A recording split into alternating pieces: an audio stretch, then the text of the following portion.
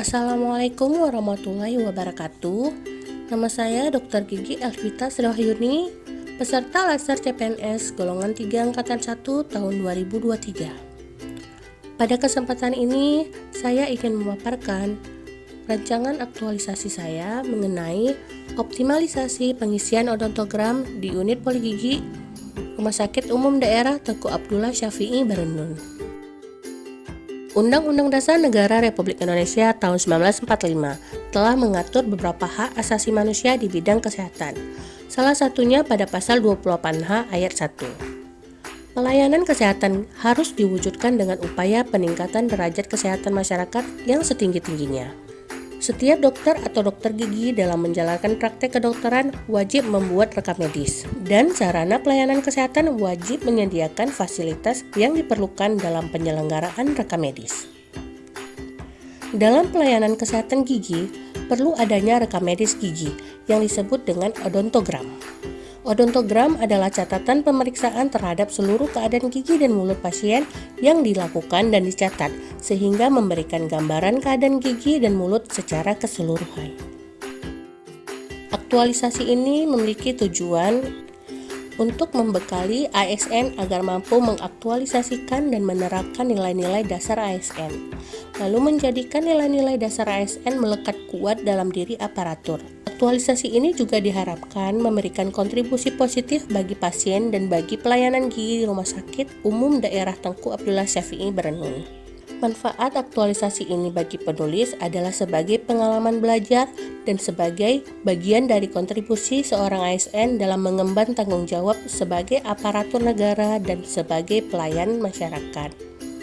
Untuk Rumah Sakit Umum Daerah Tengku Abdullah Syafi'i Berenun diharapkan dapat menjadi pengoptimalan pencatatan rekam medis pasien, terutama di rekam medis gigi atau odontogram.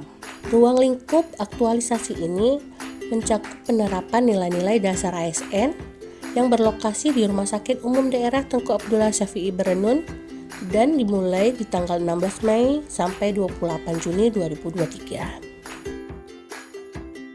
Rumah sakit ini berdiri di tahun 2000 dan mulai beroperasi di tahun 2005 dengan nama Rumah Sakit Berenun.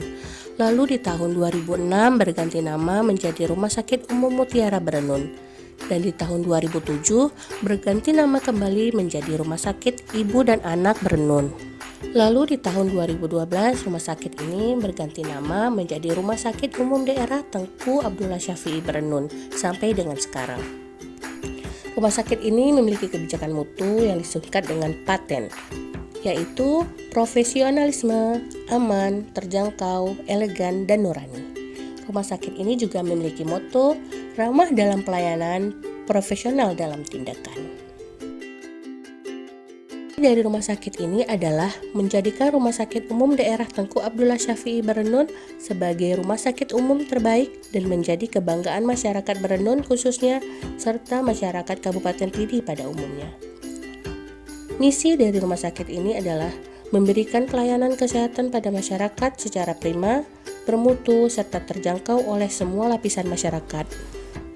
Mengembangkan pembangunan gedung rumah sakit sesuai dengan master plan secara bertahap, melengkapi peralatan medis dan non-medis, serta pengembangan fasilitas-fasilitas umum di rumah sakit agar mampu memberikan rasa aman dan nyaman, serta menyenangkan bagi pelanggan, dan meningkatkan daya saing minimal di wilayah Kabupaten Pidi. Memberikan pelayanan yang berorientasi pada kepentingan pelanggan yang bisa dipertanggungjawabkan secara medik maupun secara moral. Menjadikan rumah sakit umum daerah dengan pelayanan terbaik di Kabupaten Pidi, dan menjadi tempat pendidikan dan penelitian tenaga kesehatan.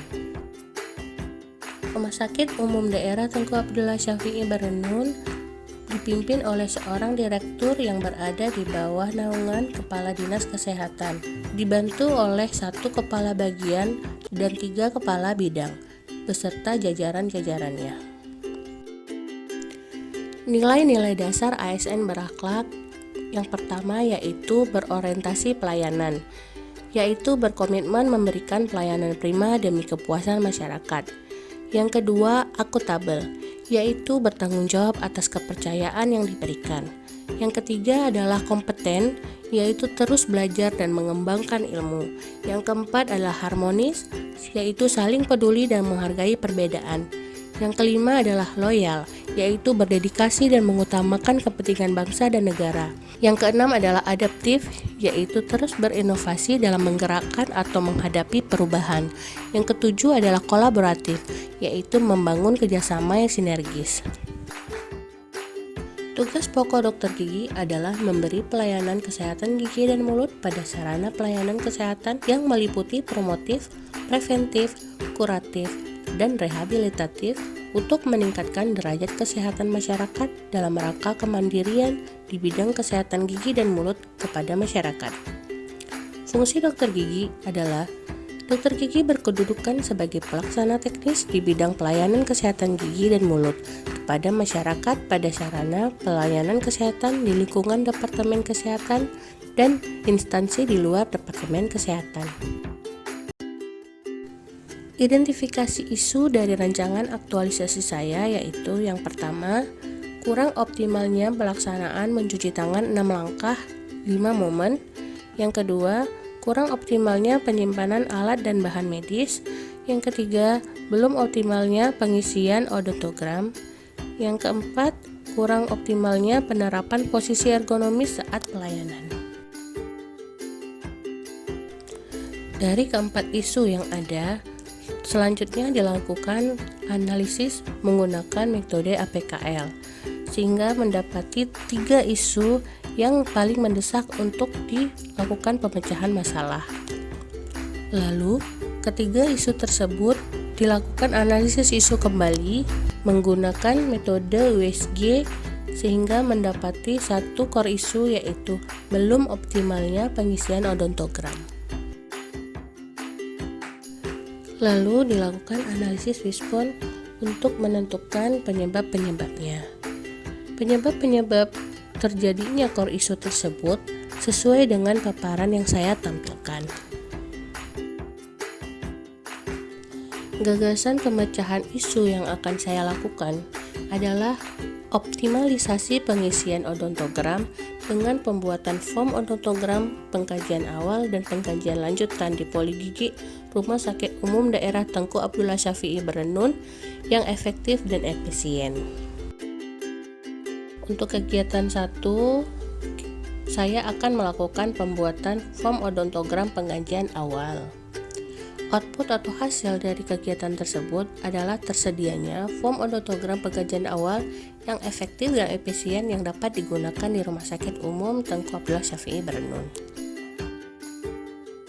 Kegiatan kedua adalah membuat form odontogram pengkajian lanjutan.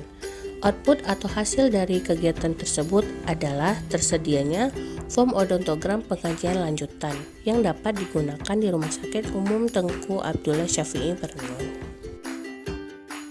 Pada kegiatan ketiga, saya akan melakukan pembuatan SOP pengisian odontogram pengkajian awal dan pengkajian lanjutan, sehingga dihasilkan SOP pengisian odontogram di Poli Gigi Rumah Sakit Umum Daerah Tengku Abdullah Syafi'i Berenun.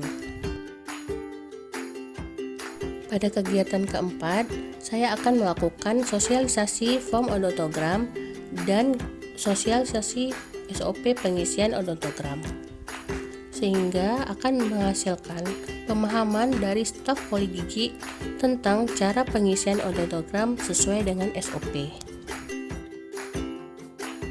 Kegiatan kelima, saya akan melakukan evaluasi keefektifan form odontogram, sehingga akan terlihat hasil dari keefektifan form odontogram dalam pelayanan gigi dan mulut di Rumah Sakit Umum Daerah Tengku Abdullah Syafi'i Berenun. Lalu, jadwal untuk rancangan aktualisasi saya sesuai dengan paparan yang saya tampilkan. Demikian presentasi rancangan aktualisasi saya. Wassalamualaikum warahmatullahi wabarakatuh.